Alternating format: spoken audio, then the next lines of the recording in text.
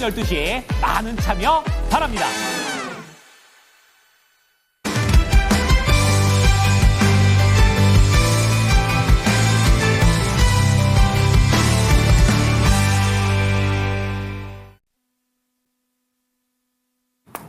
네, 이코노미 클럽 시간입니다. 오늘은 레몬 리서치 김민수 대표와 함께 이야기 나눠보도록 하겠습니다. 네, 대표님 안녕하십니까? 안녕하십니까? 네. 자, 먼저 주제부터 보겠습니다. 바로 띄워주시죠. 세계 시장 들었다 놓는 트럼프, 미국 관세 쇼대 4분기 실적 발표입니다. 트럼프 이야기 빼놓을 수가 없습니다. 트럼프 일기 행정부 때도 사실 많이들 들어보셨을 만한 단어일 텐데요. 이 트럼프의 외교 스타일을 우리가 이 매드맨 외교, 그러니까 이 미치광이 전략이라고 이야기를 하고 있습니다. 이기 시작되자마자 바로 이 매드맨 외교의 신호탄을 쏘아 올리는 모습인데 멕시코나 캐나다 그리고 유럽까지 관세 관련된 이야기는 너무나 익숙하고요. 지금 뉴스들을 쏟아져 나오고 있죠. 남아공에는 원조를 끊겠다 이런 이야기도 하고요. 가자지구는 점령할 것이다 이런 이야기도 나오고 있습니다. 네. 자, 그럼 대표님 일단 이 행보 좀 어떻게 봐야 되는 겁니까? 네, 원고에 써 있네요. 매드맨. 네. 우리나라 말로 미친놈. 예. 미치광이. 거기까지만 예. 하겠습니다. 예. 예. 이렇게 나가는 변화를 봤었을 때. 예. 일단 지금 저희가 혹시 트럼프 일기 때도 혹시 우리 앵커님 다 계셨었죠? 그렇죠. 네, 그때도 보면서 하루하루. 그때는 트위터였었죠? 맞습니다. 예, 맨날 트위터에서 날리게 되면 그다음 이거 어떻게 분석해야 되나 이거 보면서 하루를 맞아요. 시작했던 기억도 있었는데. 그때는 어떤 예측도 불필요했죠. 그냥 그분이 얘기하는 거에 따라서 시장이 요동치니까요. 그래서 날 것 그대로 나왔던 예. 상황이다 보니까 그런 관점들이 다시 이어졌다. 그런 매운맛 시장이 이어진다. 이렇게 봐야 될 것 같습니다. 그러면서 이제 역시나 좀 잠잠하셨던 쪽에서 이제 막 쏟아내기 시작하는 거죠. 예. 근데 이런 내용들을 쭉 한번 보면서 그런 생각은 듭니다. 이제 최근 들어서 나왔던 가장 큰 이제 멕시코나 캐나다 관세 때리는 것부터 그리고 또 추가적으로 일단 유럽 쪽에서도 이제 또 흔들 생각이고 지역적으로 확대를 한다고 하니까요. 그렇죠. 그리고 또 나오는 여러 가지 일련의 변화를 봤었을 때 이게 과연 결국에는 지금까지 우리가 미국이 과연 5, 60년 동안 많이 당했다. 그러니까 우리가 약간 피해 입장이 되고 있는데 우리가 중심이 돼야지 계속 세계 경찰 역할을 하느라고 뭘 도와주겠느냐라고 하다 보니까 우리가 중심이 되는 관점 쪽에서 이제 확장세가 이제 이어진다고 봐야 되겠죠. 주도권을 가지고 오려는 전략이다. 그렇습니다. 그러니까 이제 미국 중심의 세계관 확장 이렇게 봐야 될 것 같고 너희들은 다 NPC 그리고 내가 예. 미국인들이 주도가 될 것이다라는 관점 쪽에서 지금 정책을 편다라고 생각을 하고 거의 기반에서 이제 나가는 구조를 이해를 하셔야 되지 않을까 예. 생각됩니다. 그러면 지금 같은 경우는 일단 어떻게 보면 내가 미국인이다, 내가 아메리칸이다, 그럼 해피해요.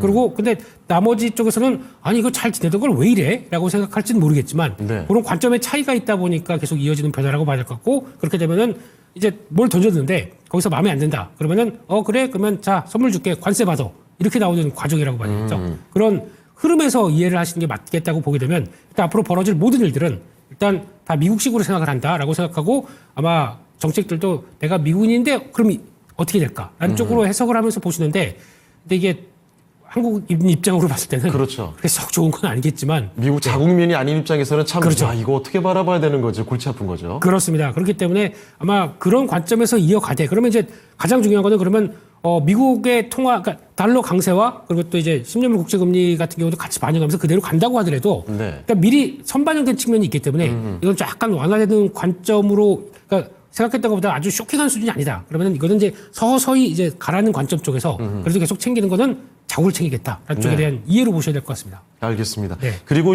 지금 여기저기 다 이야기들을 뿌려놓는 것이 여러 가지 외교적인 협상의 전략 차원에서도 이해를 해볼 수가 있겠죠. 네, 그렇습니다. 그러니까 예. 그 협상이 그러니까 저희가 일기 때 충분히 당했습니다. 미리 엄포 놔놓고. 그렇죠. 예, 그리고 처음에는 중국만 가지고 대상인 줄 알았더니 예. 중국을 막 신나게 때리다 보니까 잠깐만 너희도 같이 우리한테 빨대 꽂고 네. 했었던 거 아니야? 라고 하다 보니까 같이 이제 얻어맞는 모습들도 나오죠. 근데 그런 관점 쪽에서 일단 이기 때는 좀 더 광폭적인 행보를 보일 것이라는 건 알고는 있는데 예. 하지만 트럼프 전략에 대해서 협상의 기술이죠. 이게 원하는 걸 얻기 위해서는 당근과 채찍을 잘 이용을 하겠다는 쪽들이 있는데 일단 당근은 지금까지 너희가 잘 챙겨갔으니까 예. 당근은 됐고 채찍 아니면은 우리가 원하는 거 줘라 이런 식으로 가는 과정이라고 생각해야 될 것 같습니다. 그렇습니다. 자, 정말 뭐 광복적인 행보를 보이고 있는데, 특히 트럼프발 관세 전쟁 이런 정책에 대한 우려감 속에서 우리가 가장 우려가 되는 것은 사실 미국과 중국 사이에 일어나는 일들입니다.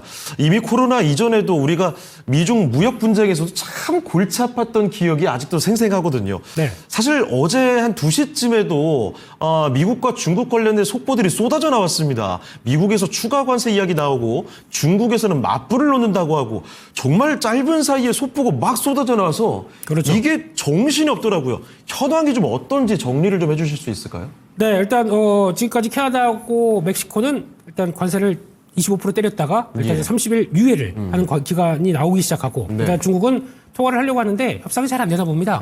네, 그래서 일단 그대로 진행이 되는 관점 쪽에서 다시 한번 통화를 하겠다. 여지는 남겨둔 거죠. 예. 그래서 여지는 남겨두고 이렇게 공개적으로 하는 이유가 계속 이제 어떤 공개적인 압박이라고 봐야 되겠죠. 어허. 네, 아마 다른 나라 봤을 때도 너네도 조심해 이런 것도 있겠어요. 그렇죠, 그렇죠. 예, 그런 관점에서 이제 서로 이제 왔다 갔다 하는 관점 쪽에서 이제 미국도 이제 관세를 한 10% 올렸고 중국도 이제 추가적으로 올리는데 품목별로 조금 다르긴 하겠지만 예. 이런 쪽에서 역시나 이제 대치되는 과정들이 이어진다라고 보는데 이런 흐름에서 봤을 때 이제 과거 일기 때의 흐름을 보게 되면은 미국하고 중국도 마찬가지로 관세를 계속 쌓아 올라가다가 그리고 또 이제 마지막에 합의할 때는 이제 미국산을 얼만큼 더 수입하겠다라는 조건들이 2천억 달러가 그렇게 됐었죠. 그래서 이제 물론 금액이 무지 많습니다. 네. 그러다 보니까 그게 이행하는 조건들이 제대로 이어지지 않았다는 관점 쪽에서 이번에 다시 부활하려고 하다 보니까 거기서 나오는 과정도 있는데 그런 걸 얻어내겠느냐 아니면 내가 그게 충분히 얻어내지 않을 것 같다라고 하게 되면은 이제 또 관세뿐만 아니라 지금 왜 캐나다와 미국 쪽을 건드렸냐면은 이게 중국산 상품이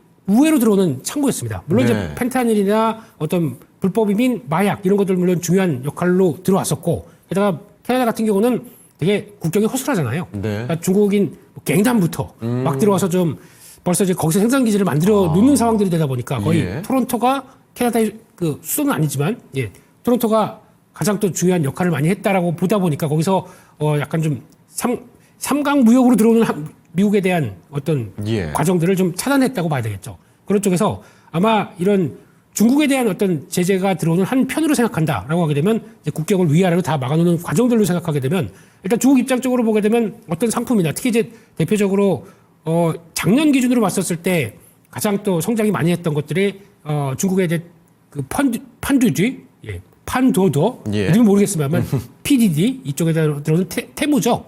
이쪽이 이제 무차별적으로 이제 저가 상품이 들어왔다고 하게 되면 그게 이제 미국 시장을 잠식하는 과정 쪽에서 어떻게 이렇게 들어올 수 있었느냐? 관세가 없이 우에서 싸게 들어왔다라고 하게 되면 이런 것도 차단시키려고 하는 노력들이 들어오는 거죠. 그런 관점 쪽에서 이해를 한다라고 하게 되면 이 모든 일련의 사태들은 그래도 다 중국을 견제한다라는 쪽으로 이제 공이 다 몰려가고 있는 그런 상황들이죠. 그걸 이제 아마 앞으로는 계속 또 지금까지 당했던 거를 전후좌우로 다 압박을 시도를 한다라는 쪽으로 이제 중국에 대해서 화살을 가고 있겠다 이렇게 봐야 될 것 같습니다. 네. 자, 이렇게 글로벌 관세 전쟁에 대한 우려감, 특히 미국과 중국 간의 이 무역 분쟁에 대한 우려감이 다시 또 재점화가 되고 있는 모습 속에서 이런 내용들을 좀 정리를 해봤습니다. 자, 그런데 앞서 얘기를 해봤지만 우리가 네. 이 무역 분쟁에 대한 트라우마가 있단 말이죠. 그때도 심하죠. 한 1년, 2년 계속 내내 이런 얘기만 해봤기 때문에 네. 이게 지금 걱정이 되는 것이 우리나라에 미치는 이런 타격들이 아직도 멀었다 이렇게 봐야 되는 건지 네. 아니면 뭐 이미 고래싸움의 새우등 터지고 있는 거다 봐야 되는 건지 혹은 이번에 좀 다를 수 있다 긍정적으로 오히려 지금 기회다 뭐 이렇게 봐야 되는 건지 어떤 관점으로 바라봐야 되는 건지가 참 궁금합니다. 이 상황이 호재는 아니겠죠. 일단 불확실성이 커지고 있다 보니까. 예. 그런데 가장 큰 차이가 있습니다. 1기와 2기를 바라보면서. 차이가 있어요? 예. 일단 한번 경험한 건 있겠지만은 예. 1기와 2기의 주식시장 관점에서 바라보는 네. 가장 큰 차이는 1기 때는 네. 제가 그때 살짝 그 반도체 사이클이 돌기 시작하면서 주가 쭉 움직였다가 내려왔을 때죠. 내려오면서 이제 두드려 맞았죠. 맞아요. 그렇기 때문에 주가가 상대적으로 높았던 위치고 예. 지금은 작년에 맞을 것만큼 무지 맞았습니다. 거의 소위 역대급으로 맞았죠. 그렇죠. 6개월, 7개월 동안 그냥 예. 뭐 지표들 보면은 뭐 그럴 정도로 그냥 무차히 맞았기 때문에. 금융위기급으로 맞았으니까요. 네. 그래서 내년에 트럼프가 다시 들어오게 되면은 관세 그거 어떻게 하라고 하는 우려까지 다 반영됐고 거기다 뭐 정치적 리스크까지 다 반영됐고 그러니까 상대적으로 지금 밸류는 쌉니다. 그런 관점 쪽에서 이게 시작이 되다 보니까 물론 이제 또 여러 가지 관세 얘기가 나오게 되면 출렁이면 나오겠죠. 하지만 바텀 라인 그래서 예. 어느 정도 지지권은 충분히 안고 돌아가는 상황들이기 때문에 이를 생각한다 그러면 변동성을 그러니까 좀 시장에서 이슈가 나와서 주식시장이 출렁인다. 사야 됩니다. 매수했다가 좀 완화되는 시장으로 쭉 하고 다시 아유 뭐 그래도 예전만큼 아니겠지라고 해서 살아나기 시작하게 되면 다시 돌아오기 시작하겠죠. 그런 관점으로 봤었을 때 일단 변동성을 사랑하고 이해하고 예. 매매를 들어가야 된다라고 보시면 되는데 근데 가장 중요한 건 이제 한국은 청구서가 날아올 게 한 4월 정도로 얘기를 하더라고요. 네. 예, 자국의 이제 무역 조사 보고서가 마무리되고 거기서부터 이제 자 다음 들어와라고 하면서 이제 그래서 빠따 이제 들고 이렇게 딱 드는 이제 그런 과정이라고 보는데. 무섭네요. 네.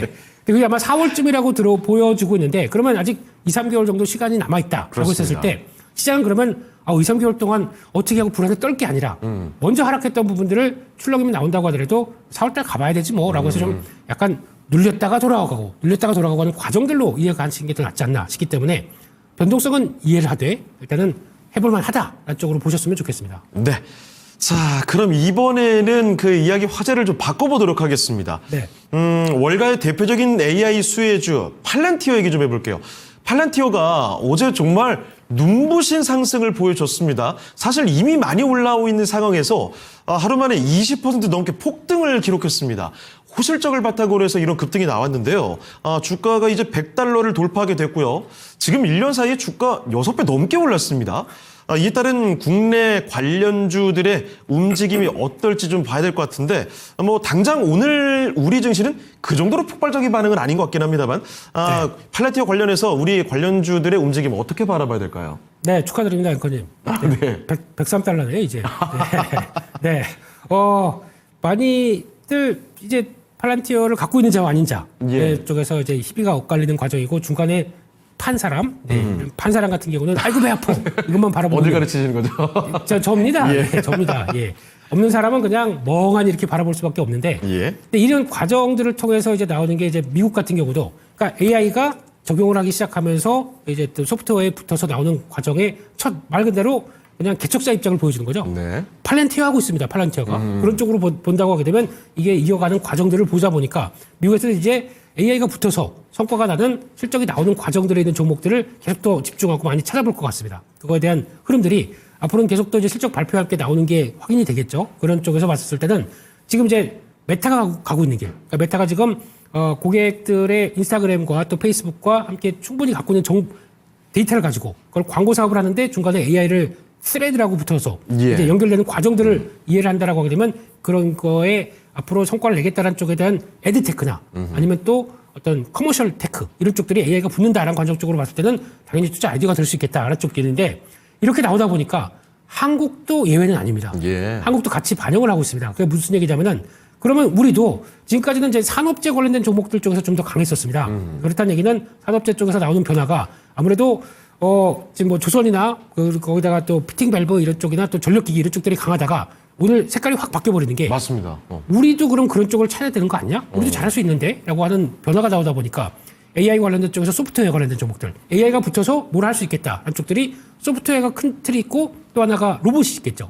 로봇은 몸이고 AI가 머리 사람이 그러니까 무생물이니까 대가리라고 할 수도 있겠지만 머리 두뇌 좋은 표현이니까 두뇌 이런 식으로 나오기 시작하면서 이어지는 변화가 이어지다 보니까 거기서 섹터들이 이제 만들어가기 시작되는 모습들이죠. 그러면 지금부터 체크해야 될 거는 AI가 두뇌가 되기 시작해서 움직인다라고 하게 되면 자율주행도 또 그렇게 나올 수가 있겠죠. 거기다 또 아마 방산 우주항공도 AI가 같이 결부돼서 움직인다 그러면 이것도 또 하나의 투자 아이디가 될 수 있고 그럼 AI가 확장되어 가는 과정들을 이해하시면서 시장을 바라보는 게 맞다라고 하게 되면 지금은 약간 좀 과거 이제 산업재 쪽에 대한 변화보다도 이제 차익실현이 살짝 나오기 시작하면서 이쪽으로 확장되는 과정들 이거를 바라보시면서 시장을 보고 종목들을 그리고 또 섹터들을 찾아가야 되지 않나 생각되고 있습니다. 네. 자, 그러면 지금 이 시기에 4분기의 실적주 주목할 만한 sektor은 어떤 쪽으로 보고 계십니까? 지금은 실적에 대한 부분들도 물론 당연히 영향을 끼칠 겁니다. 그래서 실적이 반영되게 되면은 그에 따라서 종목들도 바로 그러니까 최근에 나와서 실적 괜찮은 종목 중에서 움직였다라고 하게 되면 뭐 음식료 쪽에서 대상이나 풀무원도 있겠지만은 그거보다는 조금 더 며칠 전에 나왔던 LIG 덱스원 같은 경우도 방산, 예상 대비해서 실적이 좋게 나온다 그러면 그렇게 반응을 하는데 그렇다고 해서 이제 섹터와 같이 가는 경우보다 단독적으로 종목이 더 가는 경우가 더 강하겠죠. 그렇기 때문에 지금은 아마 이 실적 관련된 변수를 찾는다라고 하게 되면 섹터보다는 종목적으로 찾는 게 맞아요. 개별 종목을. 그걸 보고 플레이해도 늦지는 않을 것 같습니다. 네. 그 시장이 워낙 과거처럼 많이 올랐던 섹터이면 당연히 차익 매물이 나옵니다. 오늘 보니까 산일전기 같은 이제 전력기기 쪽에서 종목은 실적 예상치보다 좋았는데 시장 분위기보다 또 약간 올라갔다 그러니까 차익 매물이 나오죠. 네. 그런 과정들로 봤을 때 예상하지 못했던 섹터들 쪽에서 실적이 나오는 과정들을 이해하는 게 좋겠다라고 하게 되면 그렇게 보시되 제가 보기에는 지금 시장의 색깔이 살짝 좀 바뀌어 있습니다. 핵심은 역시 소프트웨어, AI 네, 소프트웨어, 로봇 쪽으로. 네. 그게 또 가장 많이 포진된 쪽들이 코스닥 쪽입니다. 그렇습니다. 네. 그러다 보니까 지금 코스피와 코스닥 쪽에서 약간 탄력들도 코스닥이 조금 더 좋아지기 시작하면서 나오는 변화를 봤었을 때는. 네, 오늘도 그렇죠. 그렇죠. 예. 그래서 물론 이제 코스닥이 움직인다라고 하게 되면 거기 안에 있는 바이오부터 2차 전지 이런 종목들이 움직이긴 해야 될 텐데 이게 크게 안 밀리고 버텨주고 아니면 섹터들이 강하게 움직임이 나온다 그러면 저희가 이용할 거는 눈치는 지수와 함께 같이 보되 예. 이런 종목들에 대해서 먼저 대응하는 게 맞겠다. 이렇게 보셔야 될 것 같습니다. 네, 알겠습니다. 자, 그러면 여기서 김민수 대표와 이야기는 마무리 지어보도록 하겠습니다. 네, 대표님 오늘 말씀 고맙습니다. 감사합니다. 네, 이렇게 레몬 리서치 김민수 대표 모시고 오늘도 이야기 상세히 나눠봤습니다. 참고를 해보시면 좋겠고요. 오늘 시작의 중심은 여기서 마치겠습니다. 지금까지 다양한 투자 판단에 대한 도움 말씀을 드렸습니다. 하지만 특정 종목의 상승과 하락을 보장하지 않는다는 점 꼭 기억을 해주시고요. 저희는 내일 이 시간에 다시 뵙겠습니다. 고맙습니다.